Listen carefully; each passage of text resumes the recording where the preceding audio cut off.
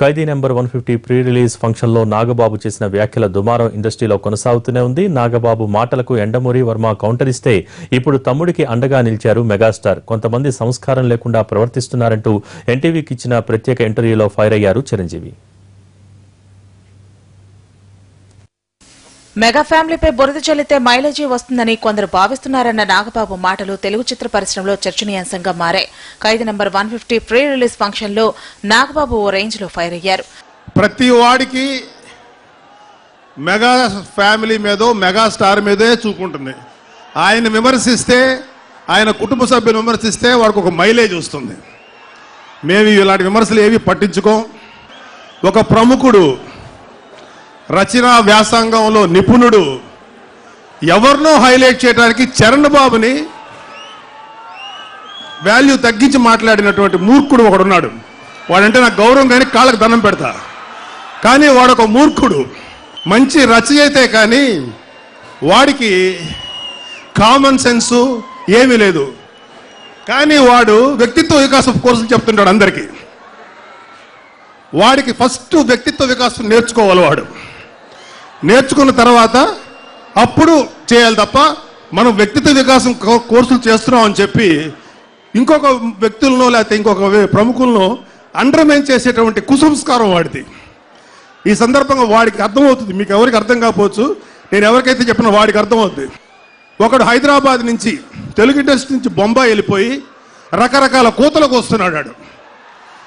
వాడికి కుయ్యటం తప్ప పని రావట్లా.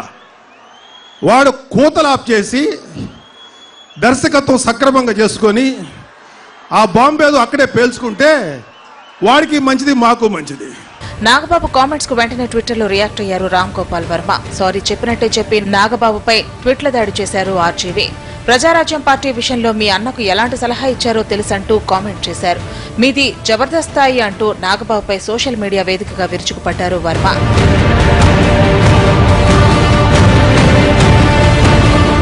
నాగబాబు కామెంట్స్ పై ఎండమూరి కూడా స్పందించారు.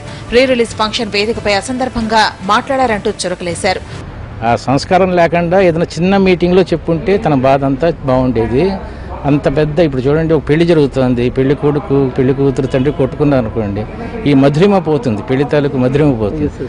అలాగా ఎంతో మంచి ఫంక్షన్, ఎంతో దీన్ని ఈ పాలల్లో ఉప్పు వేసినట్టు వేసి పాడు చేసాడు బాధ తప్ప మాకు చిరంజీవి పట్ల ఉన్న బాధ, ప్రేమ తప్ప. నీ బాధ నేను అర్థం చేసుకోగలను.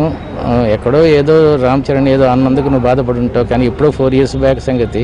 ఆ తర్వాత మనం స్టేజ్ మీద కలిసాము, నువ్వు కౌగులించుకున్నావు, కాళ్ళకి దండం పెట్టావు. అది ఏదైనా ఉంటే నాకు చెప్పాల్సింది. అది అయిపోయిన తర్వాత నేను చిరంజీవి వాడి ఇంట్లో భోజనం కూడా చేసాము ఢిల్లీలో మినిస్టర్ అయిన తర్వాత. అప్పుడు కూడా మా మధ్య టాపిక్ లేదు. మా అందరికి వెళ్ళేది కూడా నీకెందుకు, కొంచెం ఇలాంటి మీటింగ్స్ కొంచెం జాగ్రత్తగా ఉంటే బాగుంటుందేమో అని పెద్ద మనిషిగా చెప్తాను. నాగబాబు వర్సెస్ ఎండమూరి వర్మ ఎపిసోడ్ పై మెగాస్టార్ కూడా రియాక్ట్ అయ్యారు. ఖైదీ నెంబర్ 150 రిలీజ్ సందర్భంగా ఎన్టీవీతో ప్రత్యేకంగా మాట్లాడిన చిరు ప్రీ రిలీజ్ ఫంక్షన్ లో తమ్ముడి మాటలను సమర్థించారు. ఎండమూరిపై చిరు ఘాటు వ్యాఖ్యలు చేశారు. బట్ ఆయన అన్న దాంట్లో వ్యక్తిత్వ వికాసం క్లాసులు తీసుకుంటున్నప్పుడు ఒకళ్ళ గురించి చెప్పేటప్పుడు మంచి ఉంటుంది, చెడు ఉంటుంది. కానీ ఒకరిని ఇన్స్పైర్ చేయడం కోసంగా, ఒకరిని ప్రభావితం చేయడం కోసంగా ఒక వ్యక్తిలోని, ఒక సెలబ్రిటీలోని మంచి క్వాలిటీస్ మాత్రమే మనం చెప్పుకోగలిగితే అది వెరీ పాజిటివ్గా ఉంటుంది. అవతల వాళ్ళని అండర్మైన్ చేసి ఇంకొకరి గురించి గొప్పగా చెప్పేదైతే కంపారిటివ్గా నువ్వు ఒకరిని కించపరుస్తున్నట్టు అవుతుంది. కించపరిచే రైట్ మీకు ఎవరిచ్చారు? లేదు మేము అంటాము అంటే ఒక మీ విచక్షణగా వదిలేస్తాం. అలాగే ఇంట్లో మహిళల గురించి పేరు ప్రస్తావించినప్పుడు సభాముఖంగా కనీస మర్యాదలు ఉంటాయి.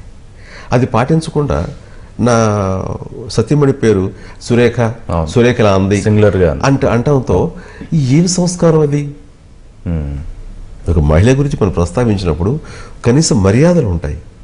అవి పాటించకపోవటం అనేది ఏం సంస్కారం ఇది అని అడగాలనిపిస్తుంది. మెగా ఫ్యామిలీ ఎవరితోనూ ఎలాంటి వివాదాలు కోరుకోవడం లేదని చెప్పారు చిరు. ఏవైనా సరే చిన్న చిన్నవన్నీ పెద్ద పెట్టించుకుని మనం మనుషులను దూరం చేసుకునే కంటే వీటిలన్నిటినీ మనం పక్కకు పెట్టి మనుషుల్ని తిరిగి వాళ్ళ ప్రేమను పొందటం అనేది వెరీ హెల్దీ నేచర్ అండి. నా ఫిలాసఫీ అది. ఫ్యామిలీలో గుర్తింపు కోసమే నాగబాబు ఇలాంటి కామెంట్ చేశారన్న వ్యాఖ్యలను తప్పుపట్టిన చిరంజీవి తమ్ముడిని సమర్థించడమే కాక ఈ వివాదాన్ని ఇంతటితో వదిలేస్తున్నామని చెప్పారు చిరంజీవి.